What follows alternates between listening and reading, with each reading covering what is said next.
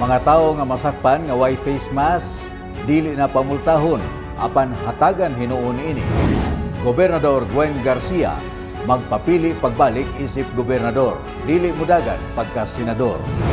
Mayong balita alang sa mga wa makasalmot sa unang hugna sa Sugbo negosyo kay adunay ipahigayon nga ikaduhang hugna niini karong tuiga. Kini ug uban pang kalambuan sa lalawigan sa Sugbo among ihatod kaninyo live gikan dinhi sa Kapitolyo sa Sugbo.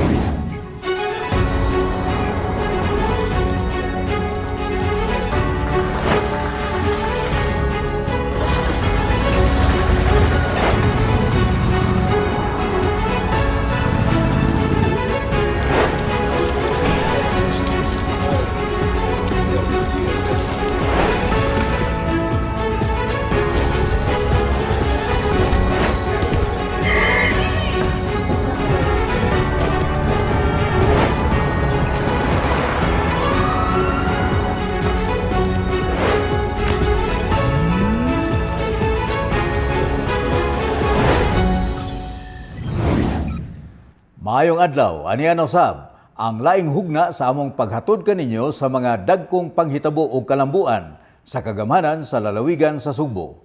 Ako si Sam Costanilla ug kini ang Balita sa Sugbo. Dili mudagan pagkasenador si Gobernador Gwen Garcia bisan pa man sa awhag sa usa ka pundok. Mobalik siya pagpapili isip gobernador ning lalawigan ug dili niya biyaan ang Sugbo. Aniya ang taho ni Paula Mendoza. Read my lips. I'm running for governor again. Mao kini ang pamahayag ni Gobernador Gwen Garcia human adunay usa ka grupo nga miawhag kaniya nga mulansar pagka-senador sa sunod tuig nga elections. Matud niya, dili siya makaako nga biyaan ang Sugbo ilabi na karong panahon sa pandemya. Hinungdan nga dili siya mopapili og national possession. And I want to say this, wa ko nagpa-cute. I have no intentions whatsoever of seeking national office because I feel that I am more needed here in the province of Cebu at this time and in the next years that will follow as we try to recover from this pandemic. Sayang bahin ang igsuon sa gobernador nga si Pablo Jan Garcia nagkanayon nga kadudahan ang grupo nga miawhag sa gobernador nga mulansar pagka-senador. Nagtuo siya nga ilang katuyuan nga biyaan ni Gobernador Garcia ang Kapitolyo aron sila ang makailog niini. I think kung naay gusto nga mudagan si Gwen og senador at this time, no, ang mga kontra yun na, I am deeply suspicious of groups like this nga mukalit lang og butho ba niya nga hapit ng election, no? Sa pagkakaron, klaro og tataw nga walay laing makapildi ni Gwen Garcia sa pagkagobernador ug makailog sa pwesto niini sa Kapitolyo. Mura ba kanong sa Aesop's fable, no? Ilang kunuhang i-flatter si Governor Gwen, Gwen run for senator, kang ilang yung gusto nga mahuog ang office of the governor ngadto kay ilang tukbon. Sa iyang bahin, si Secretary Michael Lloyd Dino mipadayag usab nga mas gusto niya nga magpabilin si Garcia sa Sugbo. This time I want to be selfish because I want Governor Gwen Garcia to remain here in Cebu because these are trying times. We need a strong leader and a capable one. John Fredson Granada, Balita sa Sugbo. Dinhi sa lalawigan sa Sugbo, di nadakpon sa kapulisan sa lalawigan o pamultahon kadtong masakpan nga dili magsulob og face masks. Apan, hatagan hinuon sila sa kapulisan niini. Aron ila kining magamit, ilabi na kadtong mga kabus. Dugang taho ni Sheila Gravines. Giklaro ni Gobernador Gwendolyn Garcia nga dili tinuod nga supak siya sa pagsulob og face mask sama sa pagsabot sa ubang katawhan. Gani iyang manduan ang kapulisan sa tibuok probinsya nga manghatag og face mask ngadto sa katawhan nga makit-an sa mga pulis nga walay mask. Mag-apod-apod ang Kapitolyo og face mask ngadto sa tanang istasyon sa kapulisan sa tibuok lalawigan sa Sugbo. Apil na ang Police Regional Office kung PRO7. Gamiton sa Kapitolyo ang idonar sa Department of Social Welfare and Development kung DSWD nga 3 milyones pesos nga kantidad sa face mask nga gisaad niini. Ato sa iyang Facebook live streaming ni adtong Lunes, Abril 19, Giklaro ni Garcia nga ang iyang mando ngadto sa kapulisan nga dili maltratuhon ang katawhan nga madakpan nga walay mask apan pahinumduman ra kini. Mag-issue usab siya og memorandum ngadto sa mga mayor sa 44 ka mga lungsod ug 6 ka mga syudad dinhi sa lalawigan nga wag tango na ang multa sa mga madakpan nga walay mask kay anti-poor kini kay kasagaran sa mga madakpan kay kadtong mga kabus nga naglakaw lang sa dalan. When it comes to the matter of fines, it is very oppressive. It is so anti-poor. Ang pobre, kato naglakaw, nga way dakong politiko nga makapitan, unya, naninguha lang in town nga, kana bang mga isang kahig, isang tuka ba? Pabayron pag yun nimo, og 300, 500, una-una kanang 300 o 500, igo na ipalit og bugas, ipakaon sa iyang pamilya, 2, 3, 4 ka adlaw. Nya kwaon pa na nimo. Gawas pa, nagtuo siya nga mamahimo lang kini nga sinugdanan sa korupsyon ug abuso, labi na kun way i-issue nga resibo ang multa nga kolektahon. Kay fine ba yan na? Is there a proper accounting for these fines? How would you know? How would the municipal hall know nga ang kini nga pulis na nakop na tug 5, tuloray gitugan? It opens the possibility of corruption. Corruption that further oppresses the people. It's oppression. It's oppressive. Kibaw man tanan, di ba tanan na may mga maayo gyud kaayong mga pulis. Nagpasalamat usab si Garcia kang Police Brigadier General Ronnie Montejo, Director sa Police Regional Office PRO7, nga nisuporta sa iyang baruganan. Si Montejo ang unang niingon nga manghatag sila og mga face mask ngadto sa mga tawo nga madakpan sa kapulisan nga walay mask ug matod sa gobernador iya kining buhaton sa tibuok lalawigan. Calling on DSWD Regional Director, you had promised to the province of Cebu 3 million worth of face masks. Kanitanan nga inyong ihatag DSWD, amo ning ihatag sa tibuok probinsya ug apilan pud namo ang PRO7 under General Montejo. Ato sa courtesy call sa bagong hepe sa kapulisan sa probinsya nga si Police Colonel Engelbert Soriano, gipahimangnuan siya sa gobernador nga likayan ang pagpanagmal o pagmaltrato sa mga tawo nga madakpan nga wa magsulob og face mask. Of course, na uban gusto gyud magsulob sige sulob. Okay ra man na nin, okay ra man na. Ay lang gud mo kasuko dayon. Masuko man gud mo. Nay usap pertig yung yaw-yaw kontra nako kay advocate ko nako kay di ko musulob og mask. Sulob man ko when I feel I need to. Na may daghang pictures nagpakita. But then when I feel that I must take it off, I'll take it off. I think that is still part of my personal liberty.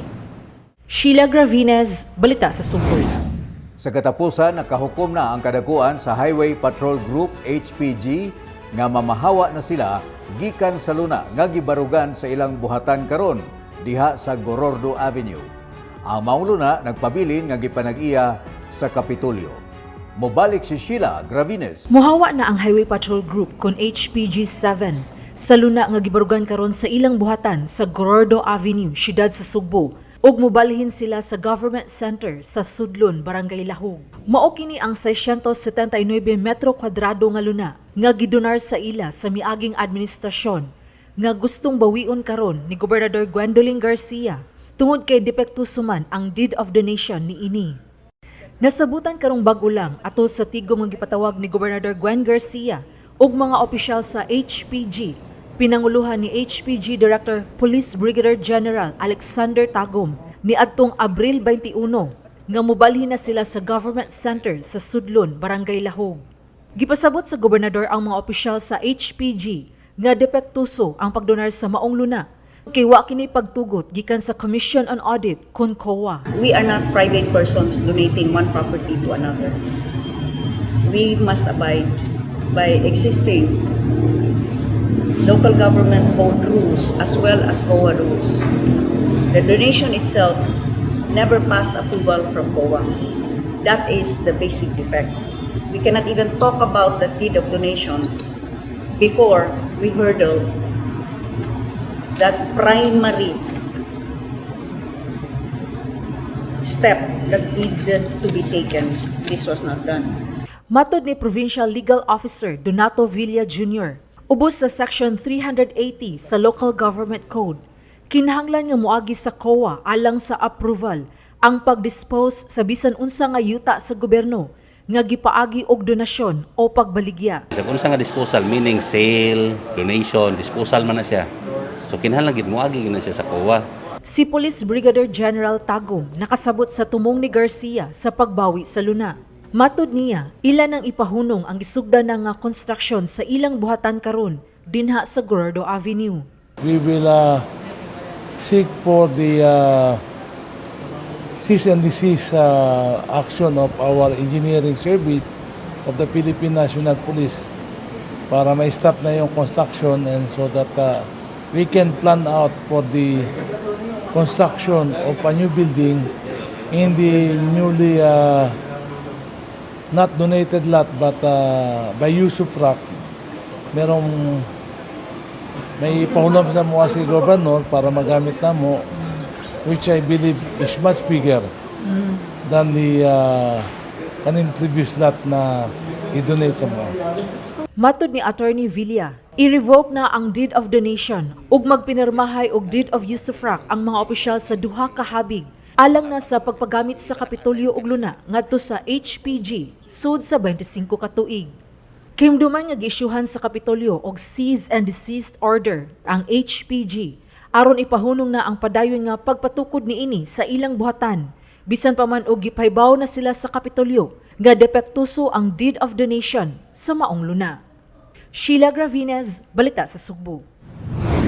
Pipila ka mga kontraktors nga nagkupot og mga road concreting projects sa Kapitolyo nga nalangay paghuman niini gihatagan ni Gobernador Gwen Garcia og tagal nga sa Mayo 5 kinahanglan dako na ang ilang mabawi sa ilang negative slippage. I-cancel ang mga kontrata kung sila dili makatuman niini. Ani ang dugang taho ni John Fredson Granada. Gibaoran o gipahimang noan ni Gobernador Gwen Garcia ang mga contractors nga bawion ang ilang delay sa pagtrabaho sa mga kadalanan sa probinsya sa Sugbo. Kinihuman iyang nakitaan nga daghang mga contractors ang wala pa makaapa sa schedule nga ilang gisaad sa pagsemento sa kadalanan dihang nakadaog sila sa bidding sa maong mga kontrata gikan sa Kapitolyo. Gihatagan sila ni Gobernador Garcia og deadline nga sa Mayo 5 kinahanglan dako na ang ilang mabawi sa ilang negative slippage kun delay sa pagtrabaho. Kaniadtong Lunes, Abril 19, atol sa tigom nga gipatawag sa gobernador kauban ang mga nagkalain-laing construction companies tagsa-tagsa nga mihatag sa ilang mga rason ang mga kontraktor nganong nadilatar sila sa paghuman sa trabaho. Matod ni Garcia nga dili rason ang kuwang sa tao, kuwang sa ekipo ug bati nga panahon apan tungod kay adunay uban mga kontraktor ang nagpagamit sa ilang lisensya aron ipasubcontract ang ubang proyekto. Ano pa magyod na inyo pa muna ipasubcontract? I really hate that. If I find out again in the next round na inyo nang ipagamit na inyong lisensya, you'll be automatically disqualified. Dugang ni Garcia nga dili na angay pa nga dugay-dugayon sa mga kontraktor ang pagpasimento sa mga kadalanan tungod kay aduna pay daghan nga umaabot nga road concreting project karong tuiga. Base sa datos sa Provincial Engineering Office, 6 bilyones ka pesos ang kantidad sa road concreting and improvement project sa probinsya, apan 4.3 pa ang naimplementar ni ini. Ang maong mga proyekto nga gihuptan karon sa mga kontraktor nagikan pa lang kini sa supplemental budget kaniadtong tuig 2019 ug sa budget sa infrastructure alang sa tuig 2020. Karong tuiga, aduna pay 8.2 bilyones pesos nga gahin alang sa development fund. Lakip na dinhi ang mga infrastructure project o pagpaayo sa mga kadalanan. Consider this as my first and last warning. In the next batch of projects, if I know that you have allowed for your lisensya, for your license to be used, you will automatically be disqualified. John Fredson Granada, Balita sa Sugbo.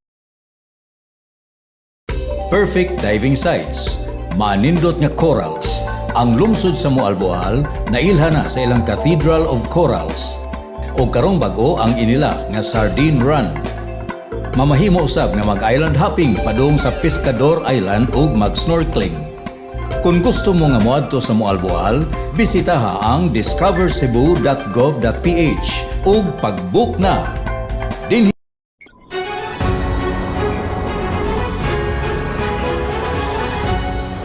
Giablihan na ang Philippine Quincentennial Museum nga naa karon sa Museo Sugbo. Ang maong museum gibuksan atol sa pagsaulog sa ika-500 nga kasumaran sa pag-abot sa mga katsila dinhi sa Sugbo.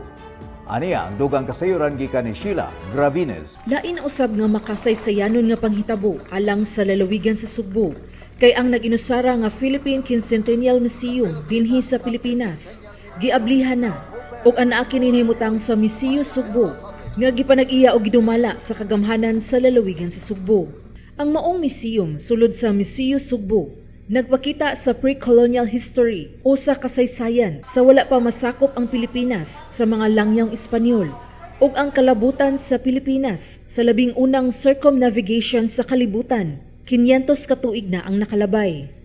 Niadtong Lunes sa gabii, Abril 26, gibuksan ang Philippine Quincentennial Museum o gi-unveil usab ang museum marker nga gitambungan sa mga opisyales sa National Historical Commission of the Philippines, opisyales gikan sa kauluhan, sa lalawigan ug dakbayan sa Sugbo ug sa ambassador sa Espanya nganhi sa Pilipinas.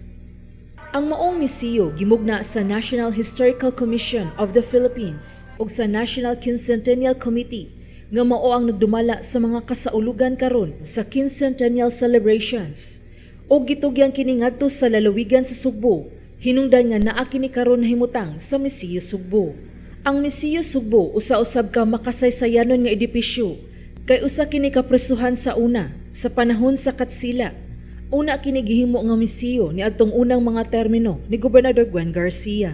Of the people of the province of Cebu, we accept this museum with gratitude and the responsibility of its care and enrichment with all faithfulness.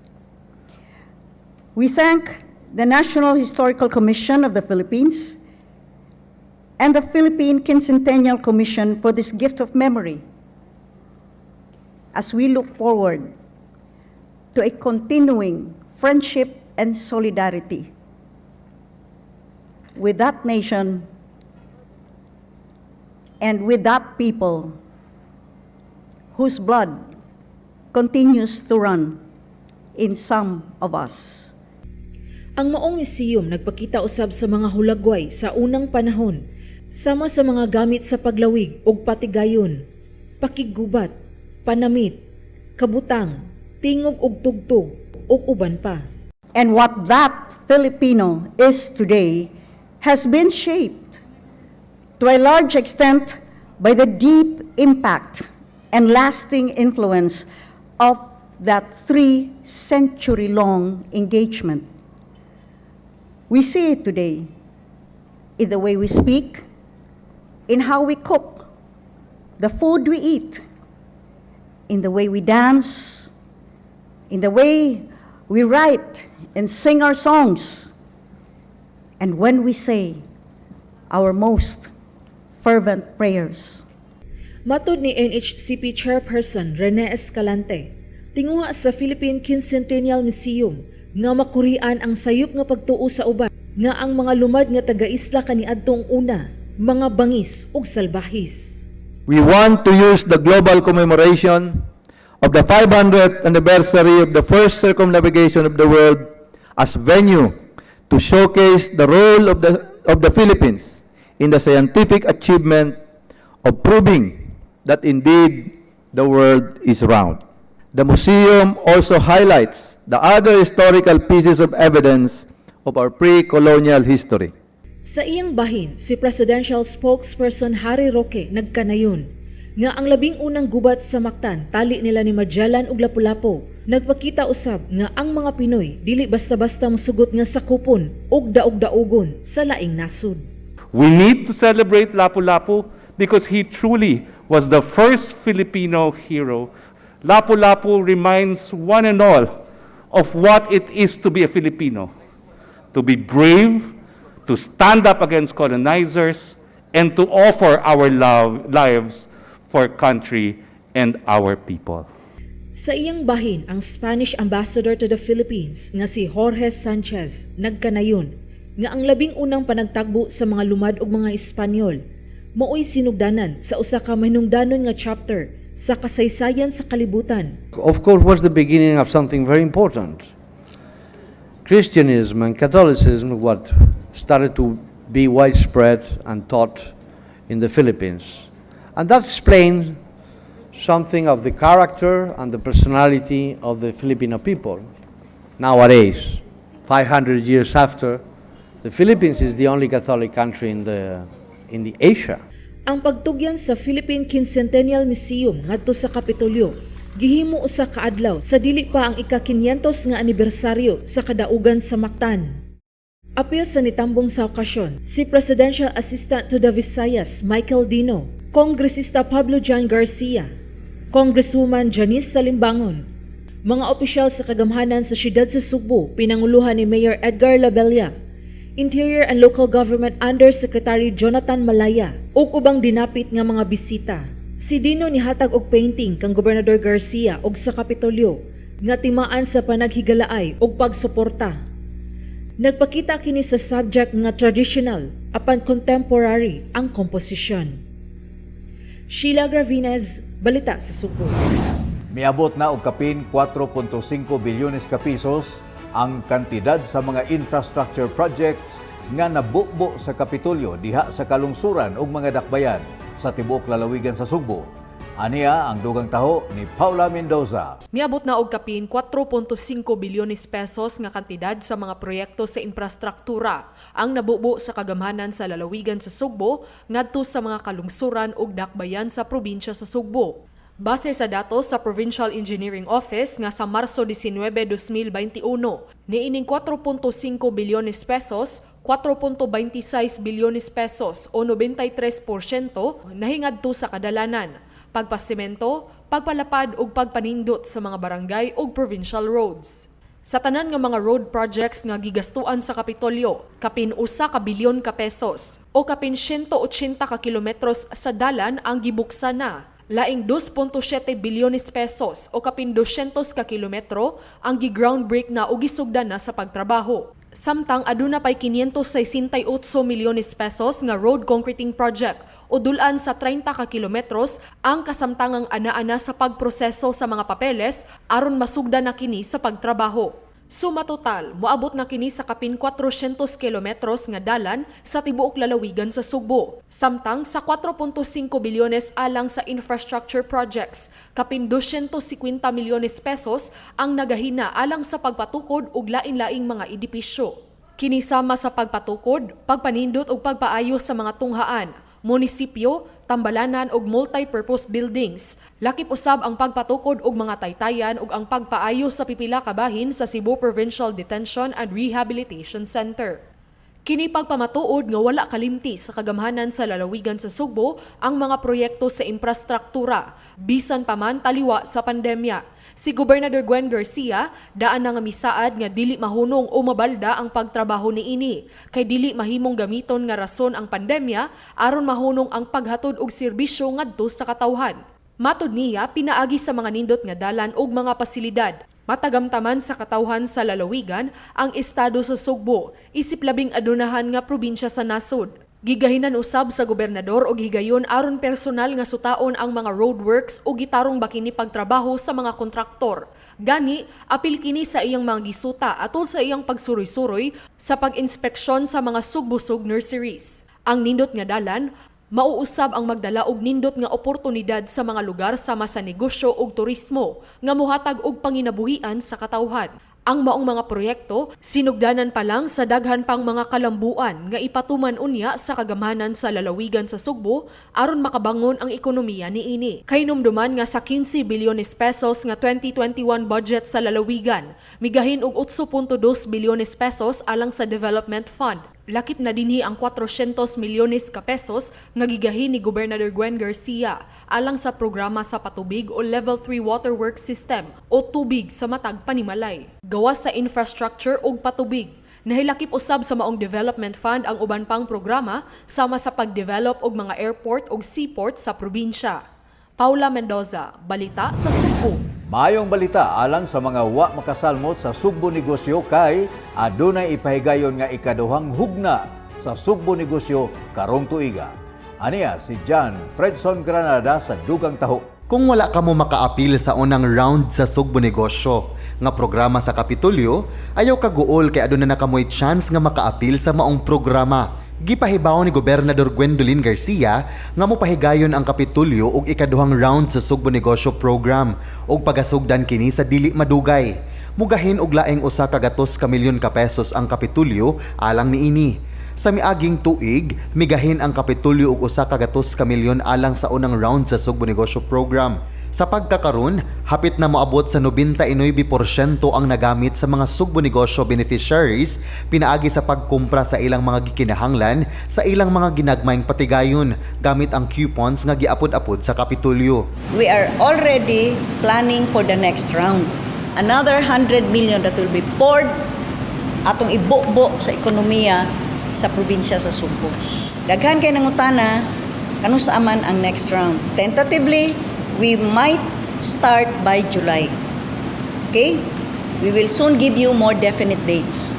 Matod sa gobernador nga sa pagkakaron, gihan ay nasa Kapitolyo ang mga sumbanan sa maong programa aron mas lig-on pa kini ug maka-accredit og dugang mga credible nga mga tarong nga mga suppliers o partner merchants nga kumprahan unya sa mga beneficiaries. Ang Sugbo Negosyo program mao'y labing una nga programa sa tibuok nasod nga namugna aron tabangan ang mga gagmayng magpapatigayon nga makabangon gikan sa epekto sa pandemya.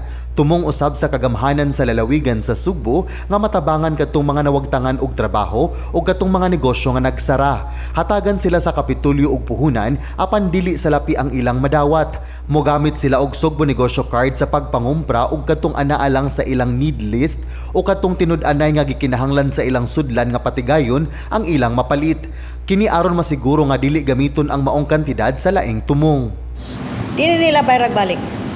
But at least ang among expectation nga sa atong gihatag ila ning mapadako, mutubo.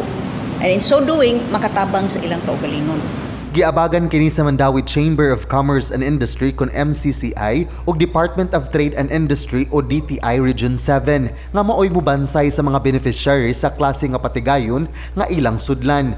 Ubos sa maong programa, adunay tulo ka kategorya. Ang negosyong padayunon nga adunay puhunan nga 50,000 pesos, produktong sugboanon alang sa mga gustong magmugna ug unique nga Cebuano products nga adunay puhunan nga 20,000 pesos o ginagmayng patigayon nga adunay puhunan nga 10,000 pesos. Barog, lihok, paningkamot niya ang provincial government nga moalalay.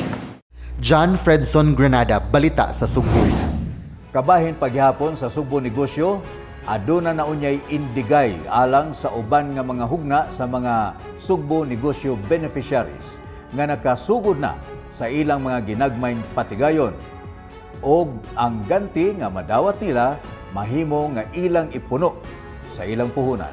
Aniya ang dugang taho ni Paula Mendoza. Gawas sa ilang nadawat nga seed money aron makasugod og bag-ong negosyo o mapadayon ang ilang nagsara nga mga negosyo, hayan nga makadawat usab og ganti ang mga best performing Sugbo Negosyo beneficiaries. Kini tungod kay maghimo si Gobernador Gwendolyn Garcia og contest sa mga misalmot sa una nga batch sa Sugbo Negosyo program. Atul sa panagtigom sa gobernador, kauban ang Mandawi Chamber of Commerce and Industry ug Department of Trade and Industry, gihan-ay na ang mga guidelines alang sa maong sangka sa mga magpapatigayon karon nga ilan ang nasugdan o napadayon ang ilang mga negosyo.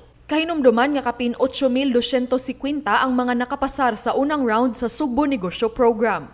Aron mo qualify sa maong indigay, kinahanglan aduna gayoy Sugbo Negosyo tarpaulin gawas sa ilang establishmento, DTI registration, business permit, insakto nga bookkeeping sa ilang mga produkto ug halin ug ang actual business establishment nga natukod o napadagan.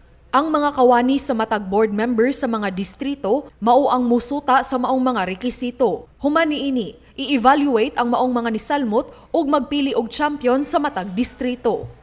Ang mga mananaog sa distrito i-judge sa MCCI, DTI ug probinsya aron pilian ang mananaog sa provincial level. Kung ubos kini sa Category A o negosyong padayunon, tan-awon kung insakto ba ang paggamit sa seed money, pila ang na-generate nga ginansya, kung aduna ba'y pagsaka sa halin, insakto nga financial management ug tan-awon usab ang business plan sa pagpalambo o pagpadako sa negosyo. Samtang sa Category B o produktong sugbuanon ug Category C o mga serbisyo ug gagmayng patigayon, susama usab nga criteria apan apilon usab pagtan-aw kung giunsa pagpanindot sa kalidad sa produkto ug ang packaging niini. Conducting a contest and incentivize them. Maningkamot lang sila. Bitaw po. Knowing that there is going to be this and it will be an ongoing contest. Because Just that's so- additional capital for them. Gikatakdang magtagbo pag-usab ang gobernador, DTI ug MCCI sunod semana aron sa pag-finalize sa mga susbanan sa maong indigay o kung kanus-a kini sugdan. Paula Mendoza, Balita sa Sugbo.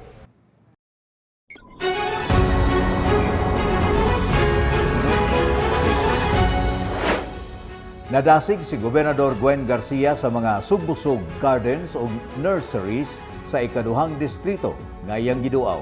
Tan-awa kining taho ni John Fredson Granada. Na-inspire sa Gobernador Gwen Garcia sa gipakita sa mga taga-segundo distrito tungod sa ilang pagkakugihan sa pag-amuma sa ilang nursery. Atol sa iyang pagbisita kaniadtong Huwebes, Abril 22, 7 ka lungsod gayud ang gibisita sa gobernador, ang Argao, Dalaget, Alcoy, Bolhoon, Oslob, Santander ug Sambuan. Ang mga purok nga midaog sa municipal ug district level sa sugbusog contest mao'y giduaw sa gobernador. Una mao ang purok Guyabano sa barangay Taluot, lungsod sa Argao. Ngayon mo nga, daghay na-inspire aning programa. Ako'y na-inspire. Ang nilisad ko, pagtanaw bitaw sa resulta sa iniusang paningkamot sa atong nga kaigsuon ng subuanon. Kani, wapo gid kaini nga showcase.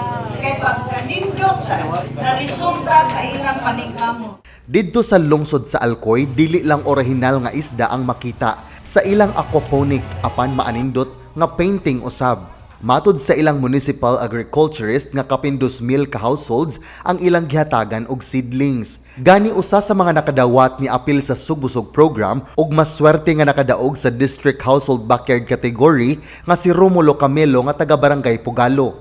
Alang niya nga dako gayud ang natampo sa programa sa ilang pang-adlaw-adlaw. Accept this amount of veggies shared and harvested from our Sugbusog Garden household category. Symbolize our gratitude and thanks. Dito sa Municipal Plant Nursery sa lungsod sa Oslob, starring ang puwa nga okra ug ang dominant CZ nga klase sa manok. Kanisan ang atong paningkamot programa ni Gobwin nga sugbusog naghatag sad og moral booster, no? Nakahatag nato og pananaw nga sa bisan sa kangit-ngit nga atong nagian sa niaging tuig, nakita nato nga kung maningkamot ta pinaagi sa programa nga sugbusog mananom, makahatag nato og kayuhan sa atong lawas. Dito sa lungsod sa Santander, gidayeg ni Garcia ang Municipal Plant Nursery nga nahimutang sa bungtod sa barangay Candamyang tungod kay iyang nakita nga gigamit gayud sa lungsod ang gi-download nga salapi gikan sa Kapitolyo. Salamat kaayo nga inyo gining gihangop ang maong programa. Kay kini maong programa dili man ni para nako. Dili man ni kay para tagaan ko ninyo libre na akong supply sa utanon. Si Bortata lang nalipay kina siya 2 ka kilo ron. Presko kayo nga litsugas. Apan para mangyud ni kaninyo para makapananong, makaani og labaw sa tanan makakabot ka og paglaom. Tungod kay daghan ang iyang gibisita nga nurseries, gabi ina nga niabot si Garcia sa Municipal Plant Nursery sa lungsod sa Sambuan. Didto iya usab nakita nga tinuuray og klaro nga gigamit ang gi-download nga salapi alang sa maong programa tungod kay ang kaniadtong labayanan og basura karon usa na ka Municipal Plant Nursery. Tungod ni ini, dako og bilib si Garcia sa mga opisyali sa Sambuan, ilabi na sa ilang municipal agriculturist nga si Janice Bilangdal, tungod kay bisan og 4,000 lang ang household sa maong lungsod, apan 10,000 na ka seedlings ang ilang naapud-apud ngadto sa mga mulupyo. Kining nindot jud kaayo nga municipal nursery. Kay wa pa ko kakita og ingon ani kadaghang seedlings nga nakupagay. Kapin 10,000 na ka seedlings. Ang household 4,000 ra. Panghatag na lang kay tas uban lungsod. Kay sa tinuod nag-download develop sa nursery. Kay aron sa matag lungsod mapasiugda gayod ang sugbusog nga contest. Unya mahimo lang na kung dunay daghang siblings ipanghatag alang sa mga panimalay, nya tabang sa mga puro.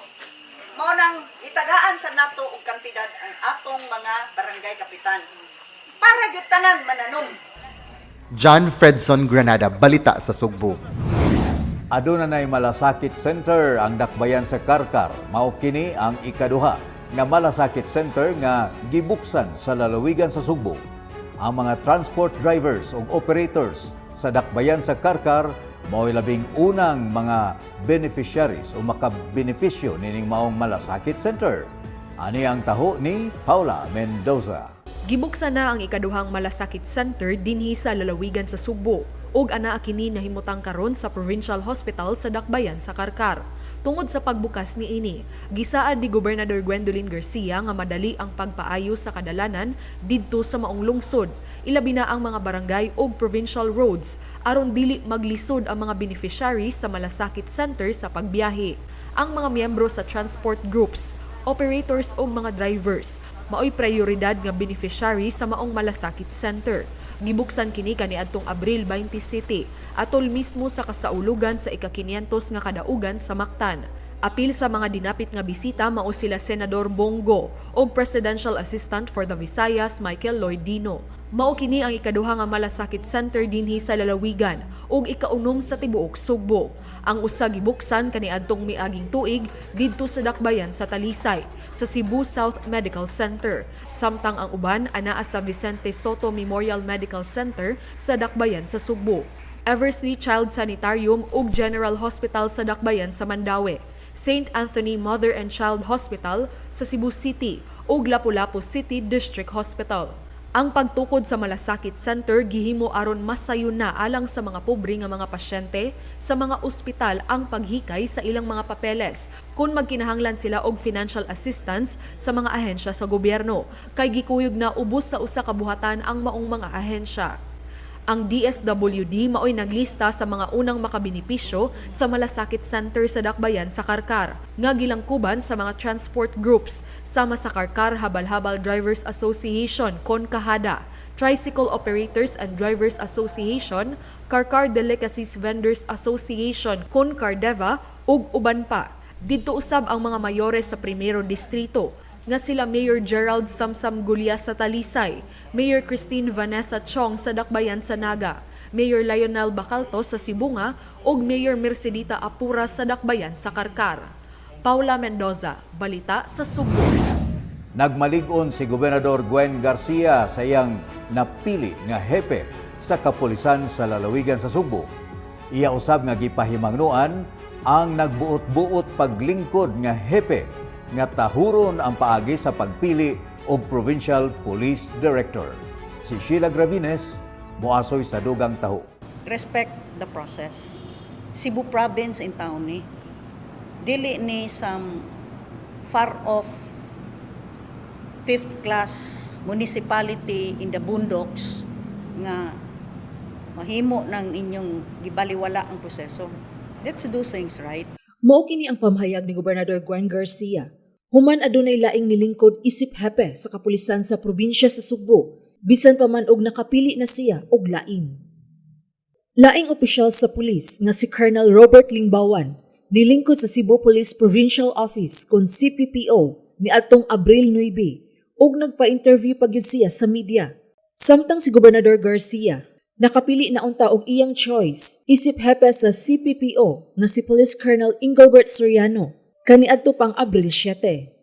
Matud sa gobernador nga nasurpresa siya dihang nagpahinabi na si Lingbawan ngadto sa mga tigbalita nga siya ang acting CPPO director. Usa ka semana human siya mipili ni Soriano isip hulip ni Police Colonel Aladin Collado.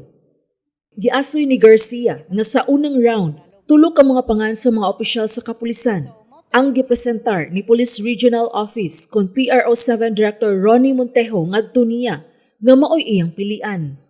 Naglakip kini nila ni Collado, Soriano o Police Colonel Fidel Fortaleza Jr. Apan gusto niya nga kahibaw nga magbisaya ang mulingkod sa CPPO, Hinungdan nga wala siya gipili sa tulo. Mato di Garcia, sa wala pa siya mopili kang Soriano, nangonsulta una siya sa uban, labi na nga wa siya personal nga makailan ni ini. Iyang nakita ang pagka-cooperative ni Soriano sa dihang kini pa ang acting director sa Cebu City Police Office kon CCPO ug magtambungan sa mga tigom nga iyang ipatawag sa una. Nihangyo si Garcia sa kapulisan nga dili yama-yamaan ang proseso tungod kay ang Cebu ang serbisyuhan nga maoy numero 1 nga lalawigan sa tibuok nasod. Mura bitag nabuhog nagkatawanan ang proseso. Let us respect the process. Because doon na may klaro nga gisunod ani memorandum from the Directorate of Personnel for Records Management or the DPRM dated January 7 recommending the following names of eligible police commissioned officers as provincial director. Naamay process. Nasagbuyo ang gobernador nga nagpadayag na silingbawan sa iyang mga plano alang sa probinsya nga wala pa gani makig-coordinate kaniya og ni presentar sa kaugalingon. Hello, you have to work with the governor. Lisod kaayo og kalit na lang kag-presentar sa imong kaugalingon. And do not try to preempt me. Murag my hand was being forced ba? Murag I was being pushed into a corner. I really did not appreciate that interview without even the courtesy of informing me when you knew very well nga doon na ako'y choice. Sheila Gravinez, Balita sa Subo. Tungod sa hangyo sa Department of Environment and Natural Resources, DENR, nibalik pag-supply ang lungsod sa Alcoy og dolomite ngadto sa kauluhan aron kini gamiton sa pagpatahog sa Manila Bay area. Apan limitahan kini ni Gobernador Gwen Garcia. Ang dugang kasayuran gikan ni John Fredson Granada. Aron mahuman ang Manila Bay Rehabilitation Program nga proyekto sa Department of Environment and Natural Resources kon DENR, gitugutan ni Gobernador Gwen Garcia ang pag-supply og dolomite ngadto sa kauluhan. Apan iyang gilimitahan ang volume sa dolomite nga mamahimong makuha gikan sa lungsod sa Alcoy. Matod sa gobernador nga tungod usab kini sa hangyo ni Department of Environment and Natural Resources, DENR Secretary Roy Simato, aron mahuman na ang rehabilitation project sa Manila Bay hinungdan nga mihatag siya og exemption. We gave an exemption upon the request of Secretary Simato because they needed to finish that Manila Bay project. Giklaro usab ni Garcia nga wala pa niya gilibkas ang cease and desist order batok sa DMC o sa Philippine Mining Service Corporation kung PMSC. Matod ni Garcia, 8,600 cubic meters lang nga dolomite sand o 6,000 cubic meters nga pebbles ang iyang gitugutan nga mahimong ipadala sa Manila Bay. Base sa report nga gihatag ni Cebu Provincial Environment and Natural Resources Office Chief Rodel Buntuyan nga kaniadtong buwan sa Pebrero ug Marso, aduna nay gipadala nga total volume nga 6,000 metric tons apan wala pa gi-specify kung pebbles o sand ang gipadala. Di ko manghilabot sa debate about whether or not unsa nang dolomite or whatever. If that was given clearance, then we will allow. So we allowed. But a very specific volume. Kahinumduman nga niadtong miaging tuig, miluwat ang gobernador og cease and desist order batok sa DMC o PMSC alang sa pagpahunong niini sa pagbaligya og dolomite gikan sa lungsod sa Alcoy nga gamiton sa pagpagwapa sa Manila Bay. Kini tungod sa mga pipila ka mga kalapasan sama sa walay public consultation nga gipahigayon sa lungsod sa Alcoy, kalabot sa lokal nga pagbaligya sa maong minerales ug walay environmental impact study sa mahitungod sa extraction sa dolomite sa maong lungsod. John Fredson Granada, Balita sa Subo.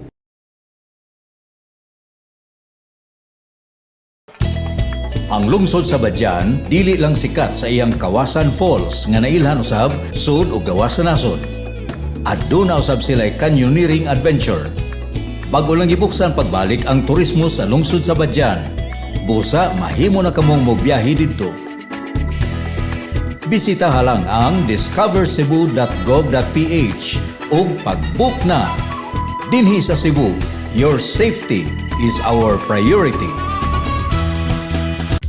Ang Lake Danau sa lungsod sa San Francisco, Buho Rock Resort sa lungsod sa Poro, ang maanindot nga White Sand Beach sa Santiago Bay ug ang Bukilat Cave sa lungsod sa Tudela. Pipila lang kini sa mga dapit nga kinahanglan gayud nimong sutaon dito sa isla sa Camotes. Bisitaha ang discovercebu.gov.ph ug pag-book na. Cebu, ang bag-o nga health and wellness destination.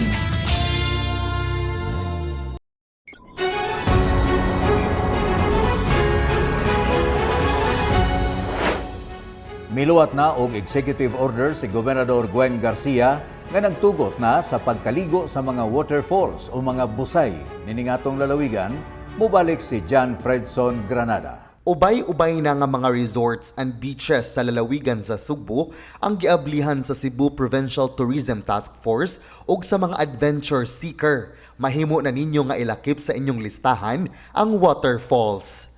Gipahibaw ni Gobernador Gwen Garcia atol sa live press conference kaniadtong Lunes, Abril 19 nga gawa sa sightseeing, mahimo na nga makaligo sa mga waterfalls. Apan kinahanglan nga ipatuman gihapon ang minimum health standard sama sa pag-sterilize sa mga ekipo o life vest ug wala pa gihapon tuguti ang pagdala og pagkaon o pagbaligya og sigarilyo. Nang-issue na ko, Executive Order number 13, series of 2021. This now includes waterfall activities, which states that minimum health standards and protocols shall be observed. Swimming and sightseeing is allowed. Gidugang ni Garcia nga bisan og wala pa siya personal nga makabisita sa mga waterfalls sa tibuok lalawigan karong tuiga alang sa official opening, apan mahimo ra nga ang mga local government units ang moabli niini. So natay gi-define nga protocols ani. It's just that wa pa ko makakuan og time pag open sa each and every waterfall, pero the LGU may open at their discretion. John Fredson Granada, balita sa Sugbo. Ang mga gagmayng magpapatigayon nga mga beneficiaries sa Sugbo Negosyo sa ikalimang distrito ning lalawigan mao'y kasagaran nga nangapil sa ikaupat nga R Cebu Bazaar nga bag-o lang nga nahuman. Si Paula Mendoza, adunay dugang taho. Mga gagmayng magpapatigayon o mga benepisyaryo sa Sugbo Negosyo Program ang usa sa mga mipasigarbo sa mga produkto sa Quinto Distrito sa bag-ulang nga gipahigayon nga R Cebu Bazaar. Ang ikaupat nga R Cebu Bazaar nga gipahigayon og bag-ulang nahuman didto sa Robinson's Galleria niadtong Abril 23 ngadto sa Abril 25. Nag-showcase sa mga produkto sa 11 ka mga LGU sa Quinto Distrito. Gipanguluhan sa mga opisyales sa Kapitolyo ang pagbukas sa bazaar ug nakadawat kini og pagdayeg ni Gobernador Gwen Garcia isip best installment so far sa maong bazaar. Gisiguro gayud sa mga organizers nga dili lang ang produkto sa Quinto Distrito, apan apil na sab ang production team ug mga performers ug uban pang talents nagikan gayud sa maong distrito. Gitinguha sa ikaupat nga R Cebu nga masuportaan ang pagpaningkamot sa kagamhanan sa lalawigan sa Sugbo sa pagbuhi sa ekonomiya ug matabangan ang gagmayng mga magpapatigayon. Here we are, certainly with more optimism, with more hope, and with more pride. Here we are, continuing this great endeavor to help our micro and small business enterprises. Naibaw mo nga nung naabot na ta dinhi, daghan ang mga nanghitabo sa ubang dapit, atong nakita, ni Abanti na unta, ni atras na pod, apan sa probinsya sa Sugbo, we move on and we move forward. Gani, pipila ka mga produkto nga gibaligya dinhi, binuhat sa mga beneficiary sa Sugbo Negosyo Program sa probinsya. Sama ni ining turmeric powder gikan sa lungsod sa Tudela sa isla sa Camotes. Aduna sa mango graham ice cream gikan sa lungsod sa Carmen. Binuhat sa pamilya ni Shaira Lau nga kapin 30 anyos nang nagbaligya og ice cream sa maong lungsod. Ang inahan ni Shaira usa sa mga nakadawat sa 10,000 nga seed money sa Sugbo Negosyo Program ubos sa category C o ginagmayng patigayon. Kaning ice cream kay 30 years na ninamo. Mao ni ang nagsuporta sa among pamilya. Kaya among gidawat ani nga kuan ice cream kay by order man. Di may madawatan ang kanang libod-libod kay alkansi man gud. Dako kay tabang kay discover sa dang amo ang kanang negosyo pareha ni karon nga naabot mi diri tungod sa aning nga naapil nga ning Sugbo Negosyo. Na-enjoy gayud sa mga mamalitay ang mga produkto kay dili na kinahanglan mudayo pa sa norte aron mapalit kini. Adunay tuba gikan sa Bourbon, suka, budbud kabog og bibingka sa Katmon, galetas og ice cream sa Carmen, clay pots og kasahos sa Danau City, kisayo gikan sa Compostela, kamote cookies gikan sa Camotes ug of course rosquillos ug uban pang artisan products sa Liloan. Sa tulo ka adlaw nga bazar, ang lungsod sa Katmon maoy top earner sa tanang booth nga miabot sa kapin 117,000 pesos ang nakita. Ang mga halin sa mga booth mubalik usab sa mga local business owners, manufacturers ug magpapatigayon nga ilang gamiton pag-usab aron mapadagan ang ilang negosyo. Paula Mendoza, Balita sa Sugbo. Tan-awa kining maanindot nga mga gardens ug mga nurseries didto sa ikaduhang distrito nga giduaw ni Gobernador Gwen Garcia. Dili lang panginabuhian ug kabaskog sa panglawas ang nahatag sa Sugbusog program sa Kapitolyo, kundili napalig-on usab niini ang maayong relasyon sa managsilingan ug nahilot usab niini ang panagsilo sa managhigala. Nasayran kini ni Gobernador Gwen Garcia sa iyang pagduaw sa backyard gardens sa mga mananaog sa Sugbusog sa ikaduhang distrito ni adtong Abril 22. Dito sa Purok Mulave sa Barangay Granada, lungsod sa Bulhoon, matod ni Barangay Captain Ana Venus Rosos, pinaagi sa Sugbusog, nagkauli ang nagkasilo nga managparyente. Sila si Tatay Cornelio Medalla, 61 anyos, ug Nanay Carolina Joaquin, 55 anyos. Usa ka semana sila wa magtagad, human napakyas si Tatay Cornelio pagtuman sa iyang tulumanon sa pagpanglimpyo. Kay kada adlaw na aman sila schedule, nya wala man matuyo nga usara sila ka grupo baka sa kada adlaw. So nagkauli ilahang kabubuton. Sa pagbisita ni Garcia sa Purok Mulave, naka-appreciate siya sa paningkamot sa mga miyembro sa maong purok tungod kay bisan sa kagamay sa lugar. Nakatanong pagid sila og lain-laing mga klase sa utanon, medicinal plants ug mga lagutmon. Angay naway mamatay sa gutom, kay naatay sugbusog.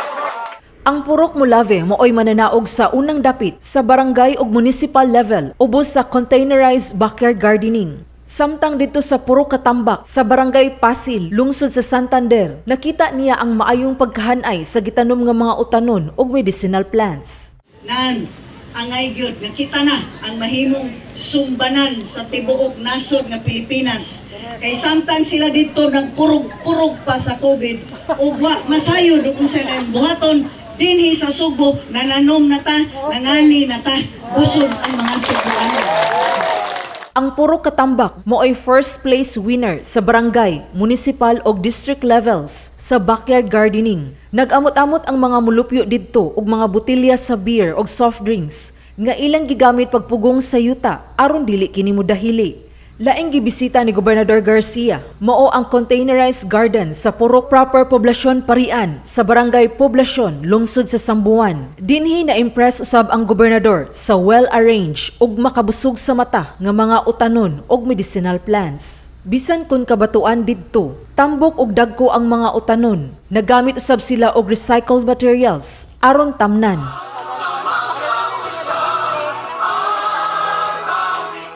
Ang maong purok mooy nakadawat sa unang ganti sa barangay, municipal ug district levels ubos sa containerized backyard gardening. Tungod kay kanunay naman magkapundok ang mga miyembro sa purok, naghimo usab sila og tree house. Aduna usab sila'y mini museum diin nakadisplay ang artifacts ug mga obra ni Renan Dingal, inila nga painter ug lumad nga taga Sambuan. Kalipay kaayo ning akong nakita dinhi, pagkanindot gyud kaayo. I-landscape ang mga tanom nga nag-landscape, mga utanon ug mga yerbas. Nindot gyud kaayo binangari sa ibabaw nga makita nato ang iyang artistry. Mao di ay nga nidaog gyud. Gumikan sa kadaghan sa mga backyard garden nga gibisita sa gobernador sa maong adlaw, naabta na siya og gabii sa maong purok. Sheila Gravinez, Balita sa Sugbo. Mao kadto ang mga kalambuan gikan sa Kapitolyo sa Sugbo niining simanaha.